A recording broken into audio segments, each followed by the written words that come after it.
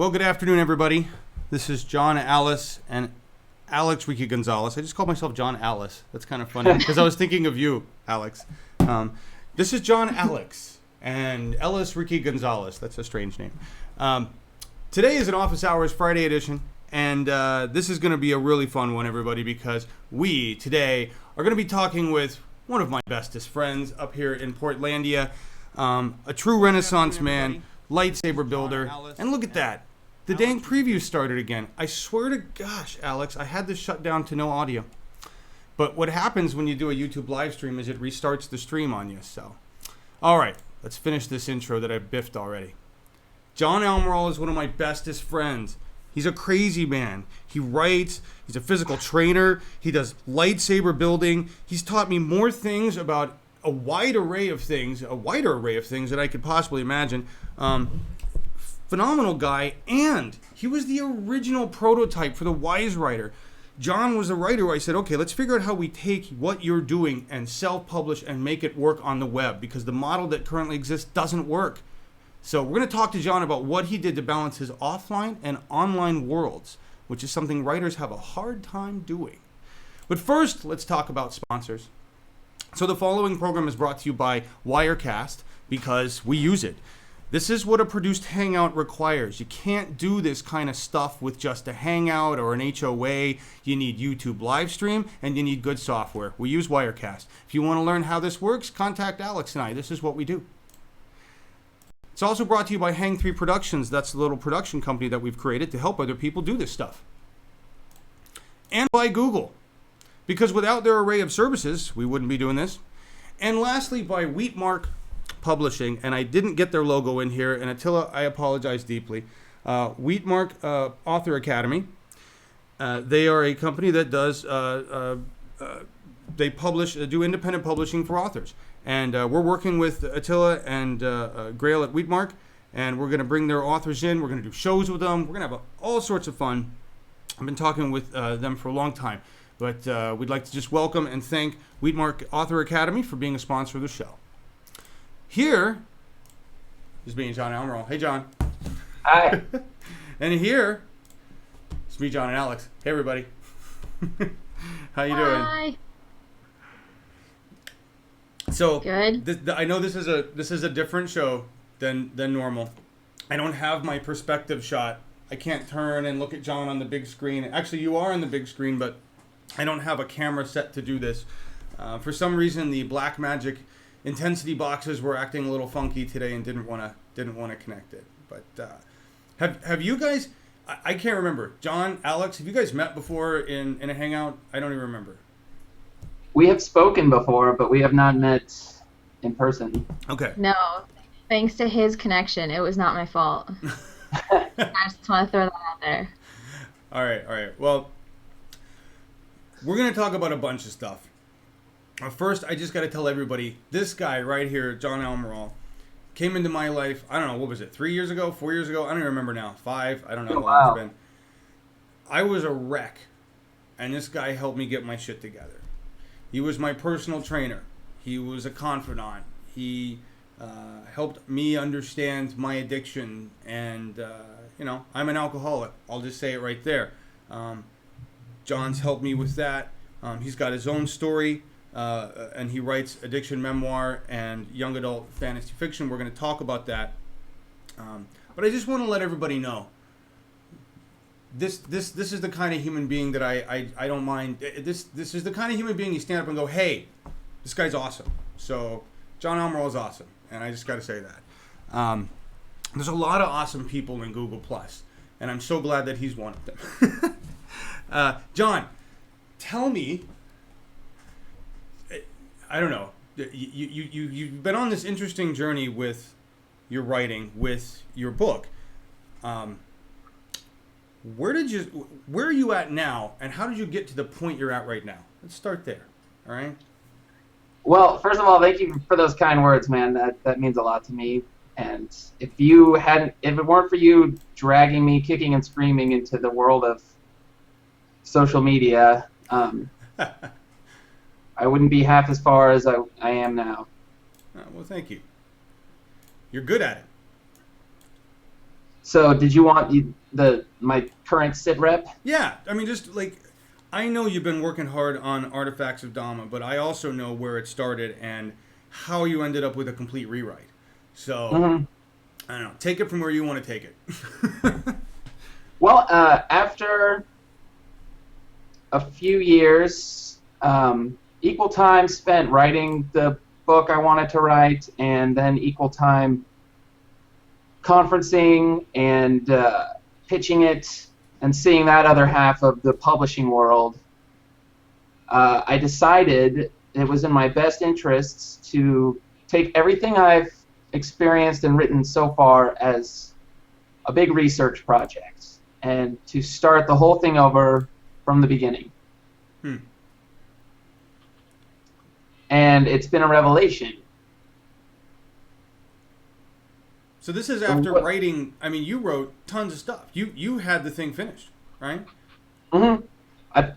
Yes, I thought it was totally finished and ready to go. I was even halfway through the sequel, and the truth is, it was my first book, and I had a lot to learn still, and I saw the value in being willing to start again and really organize and structure. And I'm going to use a cooking analogy, but if you want to learn to make great cakes, you don't bake one and then scrape all the frosting off of it and then put new frosting on or switch which cake is on top. You got to just keep making cakes over and over again until you got it. Interesting. Okay, so your flavor of cake, which was what you were trying to do, right? It's like, don't mess with, just master this, is what you're saying. Yeah, and I think it's one of those walls starting out writers hit where you've worked very hard for years, and you've only gotten yourself to a point where you're ready to start. And this is, which is a horribly depressing statement, because then you find out what it actually takes to get your book marketed and published, right? You're like, oh shit, I got to redo the whole thing. And I hadn't even gotten to the point of trying to make a dime. Right? Yeah. And that was an important part of it. We conferenced together, Mm-hmm. and I did a lot of pitching directly to agents and acquisition editors, and that's a learning curve in and of itself. That's an art form, and a lot of people who are drawn to writing are not good at selling themselves. Right. Imagine that. And, yeah. You can't be serious. But these are all people that want to help you. They want what you're doing to be very successful. They need you. Right. And they have a lot of wonderful advice, and some of them have some advice you don't need to hear. But you I would say you got really lucky and found somebody who was not only interested in what you had going on, but had also had success, and therefore you were like, okay, this person knows what the fuck she's doing, and I have an opportunity to connect with this person. I bring this up because I want to tie in the offline effort, what you did, and here's the recap, everybody. When John first started with the book, when John was first talking to me about what to do in social media, okay, this is several years ago. This is back before Google Plus was really the shit. This is back when we were still trying to figure out how to use Facebook and Twitter and all these other entities for something. It was just, let's figure out how to do something with them, and how to engage for real. How do we work this right? We've got authorship that kind of showed up, and we knew it was important. And we'll look at I've got some images, John, of your circle count graph and how you went from, where you were below the 1,000 marker when we started, and you really laser targeted specific individuals, boosted your engagement and followership massively, very quickly. And then you had to leave it because you had to go pursue, the offline world. But there was a value to what you did. So this is the segue. Tell everybody how you made first of all, you came in, you started engaging in online, and then we'll look at the stats. But at what point did you say, I've got to put this on maintenance and I have to go engage offline, right? Well, I remember when I was at a conference, and it was in between, it was after hours conversation with someone. We were talking about writing, and this person was terrified of engaging on social media. And I just started explaining how simple Google Plus was and how many great tools they were available. I was basically reiterating what you had been trying to teach me. Right. And that was an aha moment when I realized how simple it really was, and that I was just making it this big deal when it's just you can dip a toe into it. Right. And then find yourself swimming. And I think a lot of writers, if I may speak for them, are wary of social media, because we like to be alone, we like to be in our cave. And, social media is terrifying for that. Also, we don't want to waste all of our good words. So that's an interesting statement, and I want to bring Alex in on this and ask, we hear it all the time from every writer. How much time do I need to spend in here? Right? Before I go to you, John, Alex, how much time at the beginning were you spending engaging as a brand, and what do you spend now? And what do you think when somebody asks, how much time should I spend online doing this shit? That's a lot of loaded questions you got there. I know. I mean, it's different for me because this is really it's kind of a two-part answer, but I enjoy engaging. Like that's just what I like to do. I like to build relationships with people, so I probably spend more time in Google Plus than I have to. But it's also my job. I don't consider myself a writer outside of the engagement that I do in Google Plus. So I mean, I have 3 papers due in a week.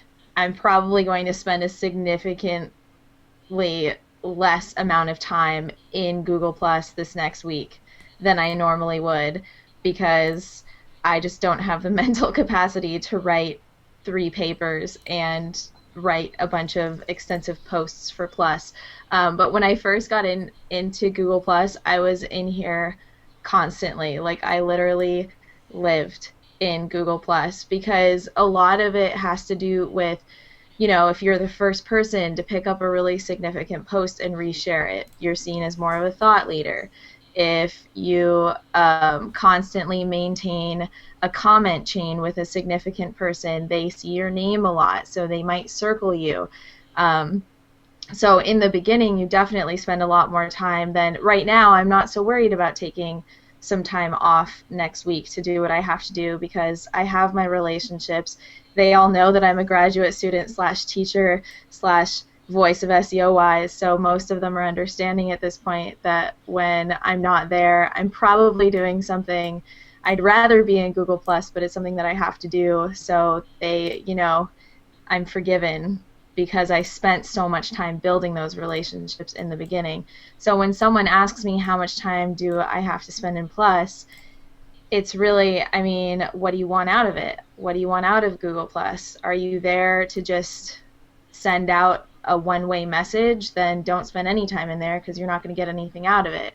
Are you there to build relationships? Then in the beginning, you're going to have to spend a lot of time in there. And slowly you'll be able to, like John Elmirall did, you can kind of let it go for a while, and then when you come back, everyone is really welcoming, and they're like, oh, it's so nice to see you again. Oh my gosh, where'd you go? And you get to talk about where you've been. And sometimes in the online world, having an offline life is really important. Like, everyone's like, oh my God, you're a real person. You do stuff outside of this platform. Like, it really is. When I share things, like when I go out drinking for the night, which does not happen often, but when I do and I share pictures from it, I get a ton of pluses and I get a ton of comments, because people are like, oh my God, it looks like so much fun. What'd you do? Like, right. They feel like they're now a part of my offline life, rather than if I spend 24/7 in Plus, like, they're like, okay, what's wrong with this chick? Like, back off, back off. So it's a balance. It is, but all of the writers in the SEOWiSE program, they were all like, I find myself spending hours writing these posts, and I'm like, shouldn't take you that long. Right. It shouldn't. Writers are interesting because they take so much time and care with every word, and I'm like, not all your plus posts have to be a work of art, guys. And that was, I mean, that was the most interesting thing about the writers to me, is they were like, but no, but they have to be. That's where they seem to have the difficulty with social media. Agreed. John, do you feel the same way? I mean, I know you've changed the way you engaged. I watched how you changed, and you can see a certain point where you just took off. And, you know, we can talk about Velociraptor and that whole aspect you went after, but I want your feedback on the writing aspect. Did you feel the same way, and were you trying to make everything a freaking Pulitzer at first too? Yeah, in talking about balancing the offline and the online world, as an aspiring author, I wanted it to be a counterpoint, a balance to the kind of writing I was doing offline. And so I chose to be an engager rather than a creator of content. And so for me, that meant locating things that were inspiring and beautiful to me, mm-hmm. engaging with them, and then sharing them. And that naturally draws the kind of people that share your interests to you. Yep. And it's a very relaxing way to do it because there's no pressure for me to create. If I have something I want to share and create, that's terrific. But by engaging with other people's content and sharing that, I'm essentially becoming one of the greatest commodities on Google+. Which is what everyone's looking for, is someone that wants their product, to look at what they're putting out there, to engage with it, and to share it. Yep. And at this point, I think I've built a reputation as such. Someone you can trust if you like what I'm into, to find those interesting things, so that when I do put something of my own out there, it gets a little more attention from the people in my circles, in my groups. Absolutely. So that was beautiful. I want to recap this for everybody, and I won't set it on you while I do that. Hi everybody. Let me just say this real quick. What John said is beautiful. It is the reverse of what you are thinking right now. You are thinking right now that you have to write a whole bunch of content to get people to see it, and that's how you're going to eventually get somebody to buy your shit. And you need to think the other way around. You need to share everybody else's content, talk about it, do everything you can for everybody else's stuff. It'll come back to you. It is the reverse. But John, you went from below 1,000 people to 6,000 plus rather quickly, right? And let me ask you this: in the relationships that you made, all right? I know you gained a lot of people in the meme realm, a lot of people in cosplay. You started with memes. You started with the easiest thing to share, right? Like simple. I grab something, I share it. But you've branched out beyond Velociraptor and that guy. And I want you to talk about your effort there, why you made that effort, okay? How it benefited you. Go right there. Let's just talk about that right here, all right? I think one of the greatest ways to connect with people is by a shared sense of humor. And memes really hit that on the head. You either like a meme, you get it, it makes you laugh, or you don't. So that it's kind of the litmus test for the people you want to associate with. Right. But then Google Plus became a source of relax. It became a place I could go to recharge my battery instead of a place to burn off my battery. And that's when I started looking at cosplay and the ballet. But you can find anything there. I found groups of people that build lightsabers together, and that's cool. Yeah. We're gonna show that here. I have a clip of that. We'll get into that. But I remember you talking to me specifically about building a relationship with Velociraptor and how tough it was. And I'm just gonna bring up some of these things you may not remember. I don't know what his stats were at the time, but was it 300,000 followers, something like that? Okay. So what we're talking about here is a meme sharer, a Velociraptor, and a meme creator, I believe. Right? I mean, that was their shtick. They had Velociraptor, said things. So this was an influencer who shared a particular meme, had 300,000 followers. Now, it's 300,000 people that just like the meme, okay? But it's still mass. And John at the time was trying to gain mass for his own followership. You said to me at one point, you said, I've looked at his stats. This is his being Velociraptor. Could be a she, I don't know. And you said, they don't follow more than 200-300 people.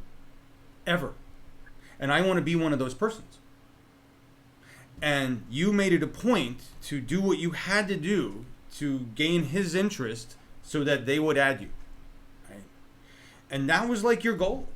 And I know you've branched out into cosplay and ballet, and you've introduced me to also, the ballet pictures are fucking sweet.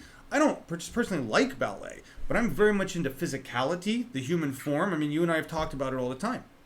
And being physically fit. And we both experiment with our bodies and how to be physically fit. I don't follow any particular rule book. I follow your advice. But when I look at ballet, you introduced me to the extreme physicality and shape of ballet bodies. I still won't go watch ballet, but I have a completely different perspective and a completely different, appreciation of the art. Okay? It's a step, right? Maybe eventually you'll get me to ballet, but I had to go once as a kid. It was the Nutcracker, and I just, so when you're a 7-year-old boy and you see a dude in tights with what looks like a basketball in his crotch running around, you just find it weird. All right, I'm just gonna say. On the other hand, I'm 44. I think ballet is awesome. Just whatever. The point being, you branched out. You found more than just people interested in Velociraptor's memes. You found ballet people. You found cosplay. Love the cosplay stuff. That is just some of the most awesome, imaginative. I want to call it. It's just art. I don't know. It's human art, right? So, Mike, I know I've asked you a lot of questions that you're not going to have time to answer, but here's where I want to go with this. Out of these 6,000 plus people that you've now gained in your Google Plus following, right? It's not a tremendous amount of people, but my guess is you've found a nice set of influencers, a nice group of people within each one of your realms, right? That are engagers, that are going to share your stuff, that you've worked to build relationships with. And I leave that open because I don't know the extent, but I'm going to assume. So tell us about, is everybody in your group just a bunch of people that are equal, or do you have a small select group that are the high influencers that you really focus on? There's absolutely a core of people who are always engaging, always sharing, and I reciprocate the favor. And there's a large contingent of people that just provide a lot of things I find interesting. What's wonderful is you mentioned earlier that I took some time offline. I stepped away from Google Plus to work on the rewrite. It was just an all-consuming thing, and those come up in life sometime. But that core group of people carried on for me. They asked about me. They included me on posts that they knew I would be interested in, just so I wouldn't miss them. And and now that when I came back, they were very happy about it, and it was amazing. That's cool. I mean, that's again, the work you've done in there has been awesome. So you've gone on maintenance mode, right? Right. So I before we ask you about maintenance mode, I want to talk to Alex about maintenance mode. Alex, you've been pushing SEOWiSE just hardcore for, since, I don't know, months, a year, I don't know how long it's been. But over the course of that time, depending on when you were in school or out of school, you had to back off on effort online, right? So the reason I'm asking you this is I want to know, could you tell, did you notice the change, right? When you are active as opposed to when you aren't active, what happens with your stream? What happens with the engagement? I mean, was it obvious to you? That's a really good question. I don't think I'm inactive to the extent that it makes a huge difference in I mean, the brand is different because you also help manage it. I mean, I'm there like 80% of the time, but you pick up the extra 20%, which might become 40%, when I'm in class. So with SEOWiSE, I don't know if we're ever really considered inactive per se. With my own personal profile, I do notice if I'm a little less active, I get a few less. I'll get a few less mentions. The more inactive I am, the less that it's almost like you slowly fade out of people's minds. Like the more active you're like this last week, I had a crazy week. I had 2 glass in class. We're doing this Friday edition now. Like I have just been like major, like all over plus. It's ridiculous. People are probably sick of my face. So I've gotten so many. I mean, I wake up and I have like 32 notifications in my email because people are mentioning me, because something got reshared. It's like that's all happening this week. But next week, I know that I'm going to get a lot less mentions. I'm going to get a lot less of that direct interaction because I'm not going to be there as much. But the nice thing is that if you build your following earlier on, if you build those relationships specifically, the ones that you really worked hard on, no matter how long you're gone, when you come back and you say, I had such a crazy busy month, I'm so sorry, I missed you guys so much, what's been going on? You have those individuals that you really spent the time to build a relationship with come back and they're like, oh my god, I missed you so much, this is all the things that have been happening, have you seen this, and you see Stefan Hovnanian do this a lot. Yep. At least recently. He's been really busy recently, but every now and then he pops in and he doesn't even add a picture. He just pops in and puts up a post being like, hey guys, I missed you so much, I'm sorry I haven't been here, how's everybody doing? And he gets those core engagers that will tell him, like, hey, this is what's been going on, we miss you too. So I think you will see a drop in activity, actual direct interactivity. But if you've built those relationships, you shouldn't see a huge drop in engagement when you come back. Well said. And John, I agree. I see the same thing. For me, when I go absent, I can tell. And we'll look at John's circle count chart right here. And this is what we're staring at. And you can see, it's too small. I can't see the month based on my screen here. Man. I know. I can even see it. But you can see this giant upshoot, all right, which is really where you started pounding the engagement and, real actively seeking out the Velociraptors crowd, and you see that big shift, and then it levels off, right? Mm-hmm. It levels off to a steady gain, which is where Alex and I and you are all at right now. We're not looking for these giant chunks of gain, right? We've got enough of a mass to move. And so really what we're doing is selectively choosing those relationships and working on the ones that matter the most, right? And for you, when you engage now, John, what is it, 10, 20 people that are really the core of your world? Right. And are those people, original from when you started, or have you found like, oh, here's 3 individuals in cosplay that have huge following, or, they reshare my stuff. These are like the dudes in cosplay for me. Right. Well, I think what you can see on this chart is a kind of critical mass where you specified your kind of engagement enough that you're getting a lot of new people checking out your stuff, but from there, they're either making a decision that you're the kind of person they want to be with or you're not, and that's a humongous benefit because the ones that will stay with you are totally your kind of people, the people you want to be engaging with. And the other ones can go look for their right groups. Exactly. So I think you said a great statement here, that critical mass, which I used to define as, I don't know, I used to say 2,000 followers, and then I was like, 5K. And I'll just explain the mentality there. Once you reach a certain point in followers, and that could be 500, 1,000, 2,000, 5,000, it really depends on your market, depends on who's following you now, it depends on how active you are, what you're talking about. It depends on a lot of things, but the truth is you're looking to get at least some mass so that it kind of grows on its own. Your stuff's getting distributed and shared by other people, whether you're actively doing it or not. And the other reason you're doing this is outward appearance.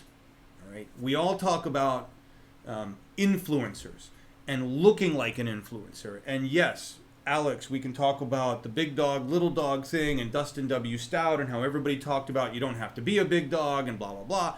Of course. But the mentality still exists that we are, and I forget who said this, we're all selling something. Okay? We're either selling ourselves, we're selling our products, we're selling the business, we're selling something. Even if it's just prostitution. It is. It is. You know, this is what we're after, but it could just be for connection. You know, I'm selling myself because I want to be connected with other people that are interested in my product, me. Okay? And I just want to connect. What do I want out of it? Maybe that's it. I just want to connect and share memes. Period. Right? But we all have a motive. We all have a reason to be here.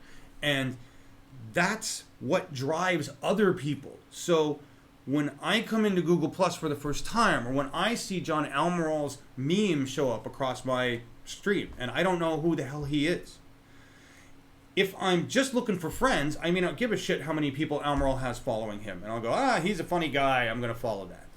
Right? But if I'm in this for some kind of purpose, personal or business, I'm going to be thinking about who John is beyond the funny meme. Who is he in terms of his statistics? If it was a football manager, I'd be looking at him going, do I want him on my team? Is he fast enough? Is he a quarterback? What is he? This is what we're looking at. You're looking at who do I want on my team? And if I go look at John's stats, and he's got 4 people following him, and he's posted a whole bunch of stuff about whatever, I'm going to wonder, right? But if he's got enough followers for me, enough meaning, I don't know, 500, 2,000, right? That's what we don't know. What is that enough, right? Then I'm going to trust John. I'm going to go, look, 500 people think he's worth following. All right, I'll follow him too. But the goal is to figure out what that critical mass is for your audience. And it might just be that critical mass for a particular influencer you're trying to reach, right? So I just wanted to talk about the critical mass. For me, the cap is 5K. Once you get to 5K, you really set a clear signal. I can't possibly follow any more people than I am right now. Right? And that's kind of a number that you set for 5K means you're a big enough influencer.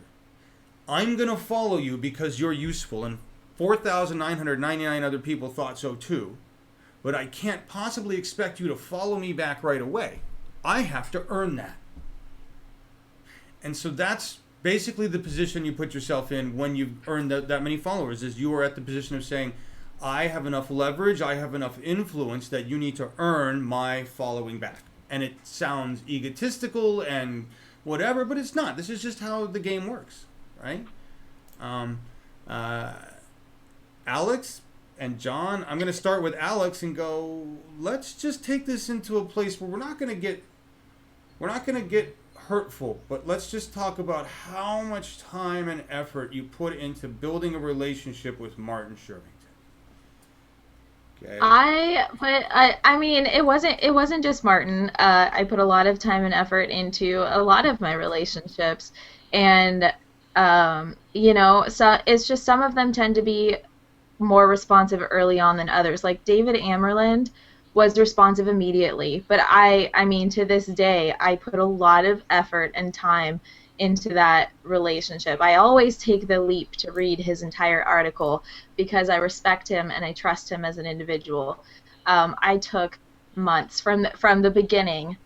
John, you told me to follow Martin Shervington, and from the beginning, I have done nothing but try to develop that relationship with him, because I mean, he really did. His videos helped me better understand Plus. They helped me, so I felt like I should really get to know this guy. I should really build a relationship with him. He seemed like an important person to do that with. Right. And I've done that, but I've spent the time to do that with Mark Traphagen. The day that he circled me back, I like virtually high-fived you. I was like, yes.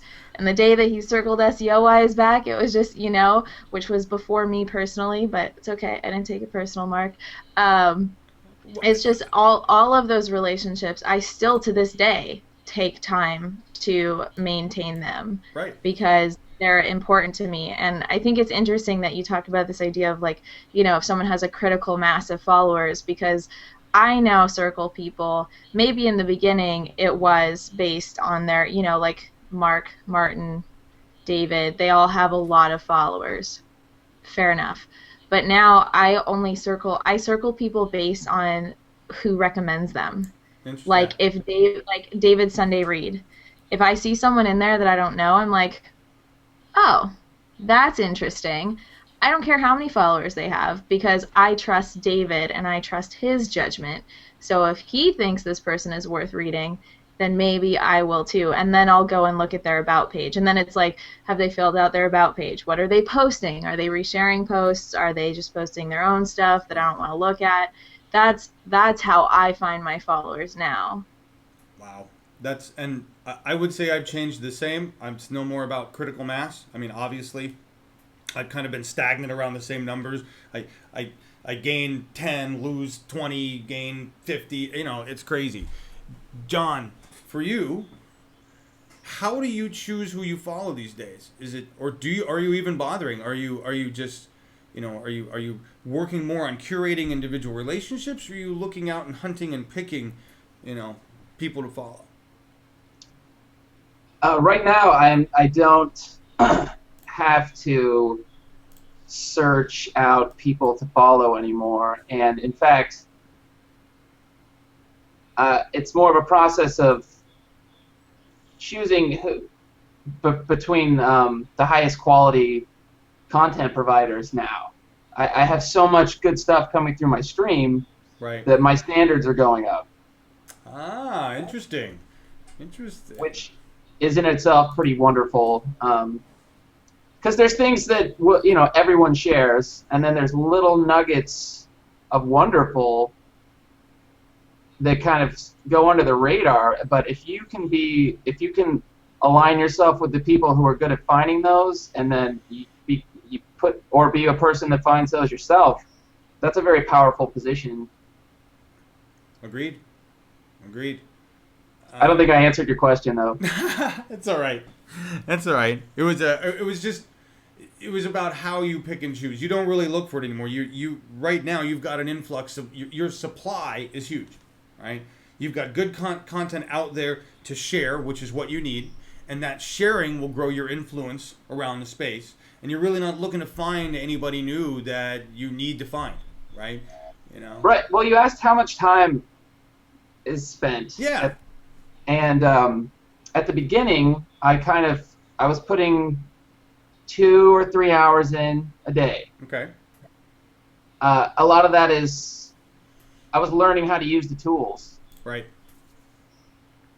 And kind of finding my way. Also, just taking in all kinds, just whatever I could get my hands on. Take it in. I was developing my palette for what I wanted to discern for, and now I can maintain with 15 minutes a day.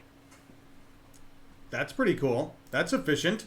15 but minutes? It's hard to keep track because it's become so enjoyable to be on it. It went from working at it very hard to, enjoying it more than I felt like I was working at it. Makes a lot of sense, and I would say the shift has happened for me too. After a while, if you start off doing it begrudgingly because you think you got to build a base, and you work real hard, and you don't stop working at it like that and recognize, I'm having a good time here. Right? I'm doing what I need to do. I'm having relationships. I'm building them. I'm talking, communicating. That's what, for writers, in order to sell their books, whether you're doing it at a bookstore or at a coffee shop or wherever, the goal is to communicate that you're a writer and people should be looking at your stuff. And if you're building those relationships in Plus, like you're talking about, then that's where, spend your time there. You know, my dad, 70, what is he? He's 72 years old, and he just realized that he doesn't have to go do a reading at the local library to get people to talk to him about his book, right? He's talking to people in England now through Google Plus. He's still thrilled that he sold a book to a guy in England from talking to him in a chat in Plus, right? You know, what you're saying is so right on. All of my writers groups right now are groups in Google Plus. I don't physically meet with any of these people. Now, I happen to like it that way. Right. But it also, there's a lot more tool. It's a better. There's a lot of positive aspects to having writers groups on Google Plus. I would have to agree. I mean, duh. Let's just talk authorship first. You don't need any other reason, right? Right. So I want to move just away from this. I think we've pounded the fact that you kicked ass in social media, and I want to say to everybody, look, the amount of time it takes, this is a very simple equation. Time in, time out. Okay? The amount of effort you have to do up front is sucky, and it's huge, and it's a lot. But if you do it, put as much time as you can, it shortens how long it's going to take to reach a spot where you can coast. Right? Determining the spot at which you can coast, that's up to you. I mean, there's markers and statistics we can go by. We can talk about, the 5,000 mark. We can talk about finding that core group of 30, big influencers. There's all sorts of statistics, but the bottom line is you have to get yourself comfortable with being online. And at first, you're going to spend too much time there, but that's because you have to make it efficient. John, you said you could take care of the basic needs in 15 minutes. You get on Google Plus, say respond to your mentions, plus the things you want, shoot out a couple things, and you're done. Right? But you can't do that until you've spent 6 months busting ass, learning how to use the system, writing and engaging and sharing with people. Right? And I just picked 6 months. You might be able to do it in 3. You might be able to do it in 2 weeks. But it's proportionate to the amount of effort you put in up front, and then you can coast. Then you can spend time working on your books. Go back to the other things you need to work on. That doesn't mean completely ignore working on your writing or your book. I'm just saying take the majority of the offline effort and put it into online effort until you're in a place where you can do both. I think that's, the online presence is more critical in truth than completing your book. Because with your online presence, you would have an authority to do whatever the hell you wanted. Right? But I know for authors, you guys have this thing about, finishing your work and all that stuff. Whatever. All right, we're going to talk about something way more fun than how to bust ass and get your influence grown in Google+. We're going to look at some of the other things you do, John. And Alex, I don't know if you were aware of this, that John was a lightsaber engineer. You told me. I didn't know, and that's why I called him the Lord of the Nerds. All right, so John, amazing physical trainer. That's why he's a Renaissance man. Okay, amazing physical trainer, lightsaber builder, cosplay guy. I'm gonna call it Eurotrash games because I don't know what else to call Twilight Imperium, John. Yes. But if you have not played Twilight Imperium, it makes D&D look like eh. It is the most awesome, huge, complex, fun, incredible board game I've ever played in my life. I haven't played, like spending a weekend as an adult at the age of 44 playing an entire game. Oh my God, it was a blast. And Mom didn't come down once to tell me I had to stop. But I want to play this video real quick. So we're going to roll this video, guys, and it's got sound because I want you to hear the sound of the lightsaber when it kicks in. And of course, Alex, John, you won't be able to hear this. I don't have it piped through, and I will switch back to us when it's done. Okay, it's about 30-second clip. So here we go, everybody.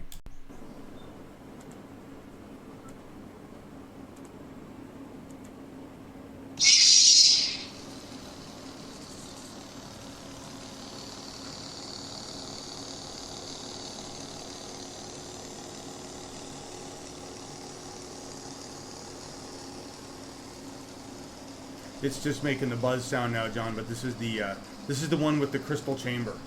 Yeah, I can see it. Oh yeah, that's right.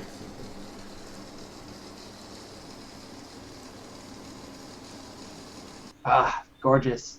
Yeah, it is. Yeah, it is. I still want one. You know that, right? I mean, I know. right. So, Alex, you're gonna have to go watch the original video, but Okay. that's pretty cool. You need to show your guy that too. Show him Mr. Aeronautical Engineer or whatever it is. Show him that. Okay. Ask him if he or his buddies would want one of those. That's sweet. Okay. These are not the kind of lightsabers that you would buy in a store. These are hand built. And John, tell us about it, John. Aren't there competitions for these things? There is a subculture of adults who have taken it upon themselves to construct their own lightsabers because we found that whether it was from our childhood or modern times, the toys provided were inadequate. And that we had the skills to make something better. And let's just call them practice weapons instead of toys. That's fine. These are practice weapons, for sure. That way when the real lightsabers happen, and they will, and we're going to be out there in front.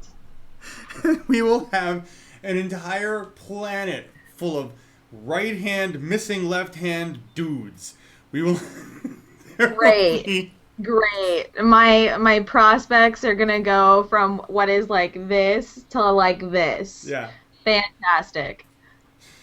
When the lightsaber is produced, John, it will be the fastest thinning of the herd we have ever seen on planet Earth.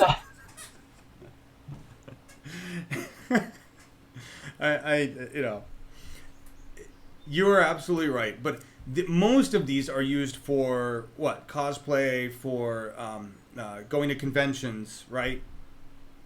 Yeah, I would say the main people, cosplayers. Then you have special effects artists that just like creating this kind of thing. There's a kick out of making something that doesn't exist seem like it does. Sure. I personally make mine so that I can just thrash the heck out of a friend of mine, have a good old-fashioned lightsaber fight. Nice. And if I'm not mistaken, there are two variants there, right? There's the kind with the actual light that comes on, and then there's the kind where it sits as the saber on your side for when you're walking around, so you don't have the long, right? Right. Well, as far as a costume goes, it's more convenient to just have a hilt swinging from your belt than to carry one that has a full LED blade in it. But, that's neither here nor there. No, but this is important stuff. Come on, everybody. We're serious here. This is some serious shit. No, nerd to nerd, it's awesome. Alex, don't care what you think about it. I know you don't. I love how John made it sound so like adult. There is a group of adult men. They're not. Let's not call them toys. No, they're not toys at all. We can't say that. Oh man. So there's one right behind me. Grab it. Pull it out. Show everybody. Turn it on. Here, let me go full view. Here we go. Everybody. It's the kind of stuff John makes. Oh, it makes sound too. It makes lots of sounds, Alex. Oh. Okay, no. I love those things. This is awesome. And John, did it ever a while back? You were constructing one of those for a particular individual. Did that ever go through? Did that ever happen? Because it was part of your offline networking. Oh. I don't know how much you can say, so I was able to construct a lightsaber for someone who is a very successful and prolific writer themselves. Okay. And I consider it a feather in my cap. But you can't say anything about it? I don't want to name names. Right. Let's just put it this way. It was part of your offline networking effort, right? Just to kind of get your name in there. It was just something right? Well, it goes to show you, never underestimate what you value as something that will be useful in connecting with the people you need to for your career. There you go. So what you're telling me is you really didn't think your ability to put together lightsabers would help you at all being an author? Exactly. Right. But just like we do online, where we reshare other people's content, mention them, add good comments, that's barter and trade in a different way. And by building a lightsaber with your skills for an influencer, be that offline or online, which is what you did. You're like, this is an individual who's an influencer. They're an author. They've got bigger exposure than I do. And I'm going to make them something in hopes of building a relationship, right? Or if nothing else, just saying, hey, I made this and here you go. Remember me. Right? I mean, that was kind of Yeah. And it was all in earnest, and you really weren't expecting any return. But it was cool that you were able to. We got to understand, it's not like everybody can just go make a star or something and give it to them, or a person of authority. I mean, everybody wanted to send, you don't just get this stuff delivered. So you had to have a connection so that it actually got into the hands of the individual, right? Correct. And that's a big deal. That's the equivalent of. Plus mentioning somebody as big as Martin Shervington and having him come back and saying, thank you very much for that. Right? That's the kind of thing we're talking there. Now he knows who you are. He's got your name stuck in his head for that reason. Right? And you did that with something that you didn't think you'd have any, this won't connect to anything I do. Right? And my guess is you're using every piece of you, right? The physical trainer aspect, the lightsaber engineer. You've got a lot of different facets. Most human beings have a lot of different facets. Being a rounded human being is important.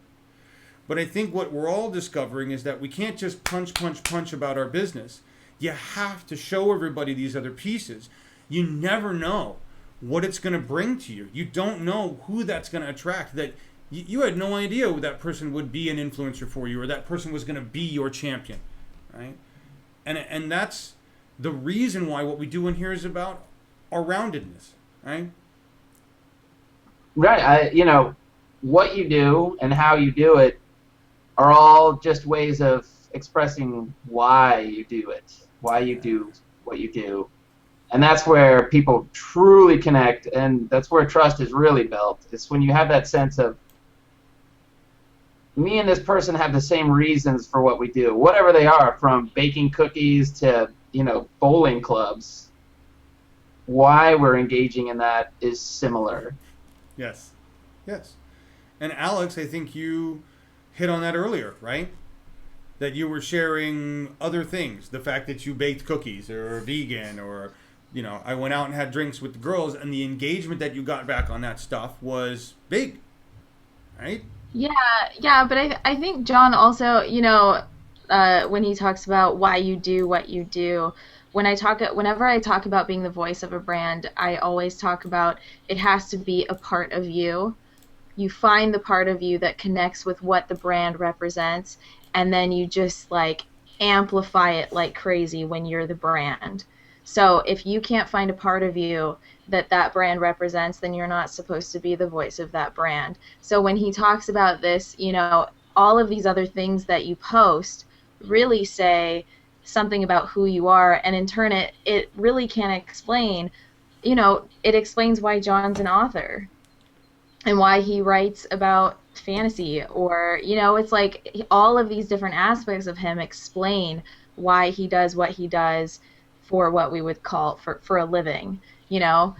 That's all of these different, the fact that I share stuff as a teacher, that I share stuff as a graduate student, you know, all the different things that I do explains why I do what I do. And plus it explains why SEOWiSE, one of our focuses, are education. It shows a connection between the two, and that's what people really want. Yes. Well said. Well said. That was excellent. That is what people really want. And I think one of the most awesome things about all of this is that individuals have the advantage. The brand, the large brand, you know, a Best Buy, a Toyota, whatever, they're coming at it from a disadvantaged point because they have a lot more people that they have to introduce to us, right? Or they have to make a bigger effort to say, oh, look, here's some real human beings. How do you put that personality into a corporation as large as Best Buy, right? What does that personality look like? And the fact that we can attract people with our, I'm going to call them personal honey pots, which is going to sound really strange, but it's like local honey, right? John is a flavor of local honey, and Best Buy is a national chain of local honey. And how we are attracted to that is different, right? It's bulk brand versus artisan curation. And so I think while we struggle as individuals to grow enough mass so that we can earn a living, we have an easier time at building really good relationships because we can just be ourselves. And if we open up enough, we will attract who we need to attract. Whereas larger chain companies are just figuring out that we're tired of talking to a box. We're tired of talking to a logo. We want more than that. But the relationship I'm going to be able to build with Jimmy, who's one of 50 people who represents Best Buy on a given day, is different than my ability to build a relationship with John or with Alex, because there's only one of them. And they represent themselves and the one thing they do for business, right? So it's an advantage there for the individual author.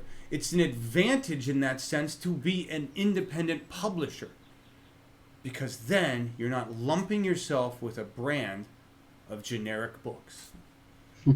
So I know that's an interesting way a different way to look at it, but I want authors to think of it that way. My product does not belong in a Walmart with every other fucking book. It's me. And that's why you should publish it yourself.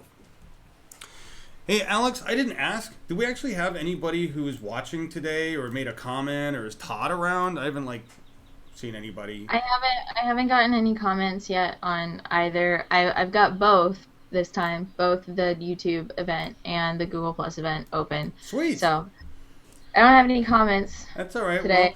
But a lot of people sometimes they don't comment, but they're there. Like Annabelle. Annabelle tends to do that. Well, hi everybody if you're there. It was so nice to have you here. Let's look at my thing here. We talked about the fact that you do ballet, cosplay, Velociraptor. When is your book out, John? Do we even have a date yet? Or are we just so buried in the rewrite that it's like I'm not even thinking about that, right? I mean, what's your plan? Well, you know, the publishing industry moves very, very, very slowly. And that's the cart before the horse right now. Conservatively, I'm expecting to finish this right in 5 months. Okay. Wow. Okay. Then, let's say another 1 to 3 months editing, shaping it up, stepping away from it. Right. Right. Then I'll be sending it back out, and that's another process. I'll let you know as soon as I know. How about that? No, it's okay. I didn't think there had been a date set because you're really determined. Here's the thing, and this is the reason I asked. I know it's going to be probably a year or so, right? I mean, in reality, 8 months, a year, something like that. Let's just call it that. Could be. What I'm going after here is the fact that the timetable is almost irrelevant because you know that during that time, you can be doing everything you need to do online and offline to prepare for the sale, right? To prepare for the release. It's not wasted time to be spending time in Google Plus, to be engaging, because that's just building that base for when the book comes out, right? Correct. And so, does that mean, based on where you're at right now, that we're going to see a little bit more of you in action in Google Plus? Yes, actually, I have arrived at the point I was hoping to get to where I want to start sharing my own content. Interesting statement. Let me just stop you there before we talk about that. Because I just want to reiterate this for everybody. John is just now getting ready to share his own content. He's been blogging. There's some blogs up on his blog, but as far as actively sharing them in Google Plus and really engaging around them, hasn't done it yet. So when I talk about the 80-20 rule, 80% of your time sharing other people's stuff, right? This is taking it to exactly where it needs to be. John built all of his influence around other people's material, which makes him look like an awesome guy for sharing other people's material. He's just preparing to start to share his own. What do you think's going to happen with that? Now that he's taken all this time to help everybody else with their content, he's in the perfect place. So go ahead. I just had to say that, John. Yeah, you're exactly right. It wasn't a Machiavellian scheme or anything, but you can't just come out with your guns blazing. Right. Or it becomes white noise. You've got to build trust and relationships. And, the other side of that coin is me feeling comfortable sharing it. Right. And that's about liking the people you're engaging with. Like, I want to show you this is important to me, so I want to show it to you now because I trust you. Right. And I think that your response will be okay, right? You don't want to share it with a bunch of douchebags. And if I can, let's just talk about what we're talking about sharing. I mean, I mentioned at the beginning that it says right on your title, young adult fantasy writer and addiction memoir. I put memoir author. I didn't put addiction in there. Oh well, it's addiction memoir. The Lucky blog, and I have it in this shot right here. JohnFrancisAlmirall.com, where you can go look and see this content, and you just put it back after you had pulled it down for a while. But it's talking about personal experiences, and they're personal experiences that you and I have had similar, experiences in terms of addiction and abuse and doing crazy shit and can't believe that we're still alive. And, connecting with the right people with that, when you put out a post that personal, that raw, and you get some fucktard that shows up and says, ha ha, or LOL, or somebody that doesn't understand the heaviness, the weight of what you just wrote. They don't respect it, right? That's why we take care with the relationships. Is that how you're feeling about that? Like you said, it's very raw, and I use my blog to put up a very personal and unfinished product. It's not perfect, but it is exactly the truth. Mm-hmm. And the response I've gotten a few personal responses to someone who said, I was struggling with similar issues, and reading your stuff meant a lot to me. Right. And that is what means everything to me. That's why I write. Like, I had a very miserable childhood, and books in particular fantasy books, were an oasis. Right. They were my escape hatch. And if I can provide that for one person out there in whatever form of writing I do, then I'm satisfied. I'm validated. Hear, hear. So is that part of the passion behind the blog then? Is to share some rawness and hope that it helps others? And so on the blog, you've got two different topics, really. You've started to put some content up there, Tales of Dama, and you also have the Lucky posts, right? Are you going to continue both? I am. Lucky series, it's my adventures and misadventures as an alcoholic, and then as a recovering alcoholic. You'll laugh, you'll cry, you'll wonder why. You'll do what I did a couple times and go, really? I thought I was the only fucking idiot who did that. So, yeah. And I've started sharing some excerpts from the world I'm writing my fantasy series in. Yes. We're not going to talk about it today. I want to bring you back on another time and talk more about your fantasy series. I've been wanting to bring John on the show for a long time. In fact, he was supposed to be one of the first guests. But he really has a plan, and I was really picky about what I wanted to do when we brought him on. We haven't even talked about the amount of research, effort that John has put into writing The Artifacts of Dama. The concept of using a website originally as the equivalent of the Silmarillion for Tolkien.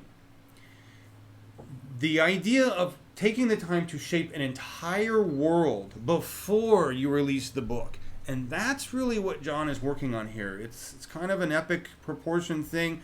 I've been privileged to kind of get glimpses into the world, understand what's going on.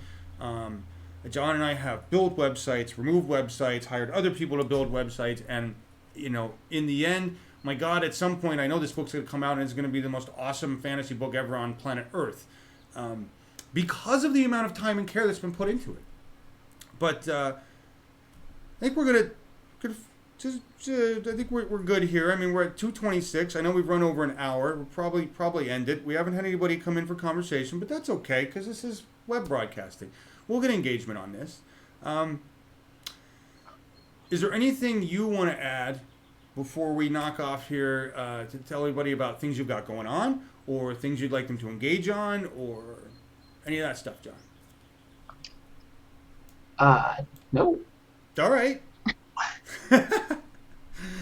Well, that's cool. Alex, do you have any questions you would like to ask John regarding his effort, his engagement in Plus, any of that stuff? Lightsabers, I know you want one.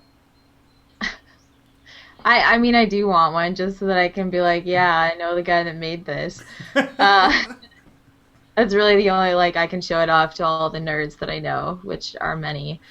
That's pretty much it. I wouldn't put it to any use. So, I don't have any questions. I'm really interested. I'm fascinated that you haven't shared anything original thus far in Google Plus. That's really interesting to me because most of us feel compelled to. I mean, I feel guilt that I haven't shared something original in a really long time. So I think it's really interesting that you've been able to build your followership and you have these people that really trust you even without your own creation, your own original content. So I'm really interested to see what happens when you do put out your original content. I'm actually kind of excited for you. Is that sad? Well, we will be the part of the team that shares because John has taken the time to build relationships with us and a lot of other people in the Google Plus sphere. So it's going to be fun. I think we'll wrap it up there, everybody. This is John Elmirall. We've been talking about all sorts of fun stuff. He's coming back to the Plus sphere after a sabbatical to take care of a bunch of offline stuff, which you can do once you've built up a base. This is how it works in the modern social media realm. If you're interested in learning more about John, find him in Plus. Google him. You'll find him. He's on Google Plus. He's got some cool videos up on his YouTube channel showing the different lightsabers. I'm going to try to talk him into doing more of these things, like get him on a show and let's just show him off and talk about it. We'll just do an entire lightsaber episode, okay? Totally. Or maybe like a cosplay episode or something, John. Find him in Google Plus. His website is johnfrancisalmirall.com. He's going to have a book coming out here in a while. You're going to want to connect with this guy. And if you're a writer and you're trying to understand how to balance the online and offline world, John can help you with that. Engage with him. It's what he's looking for. It's what we're looking for. It's all about connection. For Alex and myself and John, we can all wave goodbye here. Goodbye, everybody. This has been Office Hours, the Friday edition. You can join us next week. We've got the Wednesday show. We will actually do a Wednesday show. And we will have a Friday show. And who we have on the Friday show, Alex? I didn't make a thing to pimp it out. Who's coming on Friday? I'm so excited. We're having Craig Chamberlain and Chris. Oh, I think it's like Keysworth or something. Sorry, they do the Craig and Chris show, and they are another bunch of nerds with nerd humor. It's gonna be great. It's just it's gonna be so much fun, and we're gonna talk about what it really takes to make a name for yourself on YouTube, because they're going through that right now. There you go. So we're gonna talk to Craig and Chris. And that's on Friday, correct? We've got the Wednesday show, no glass in class, right? Is glass in the class wrapped up for the year? Well, it's for this semester. I do teach a summer course, and it's a much lengthier course, so we'll have more time for that. But I have 3 papers to write in a week, so no more glass in class for this term. All right. There you go. If you are an educator, a college, a teacher, and you want help with these kind of hangouts, you want help with glass, you want to continue glass in the class with us, we're more than willing to help you and work with you. This is what we do. So get in touch with us. We'd like to continue the program with another college. We just need to work out the technical details. That's it. Wednesday, Friday, no glass in the class next Thursday. Look for more stuff from John Ellis now that he's getting his butt back into Google+. I am John Ellis. And I thank you all for watching the Office Hours show. Have a good weekend, everybody. Bye.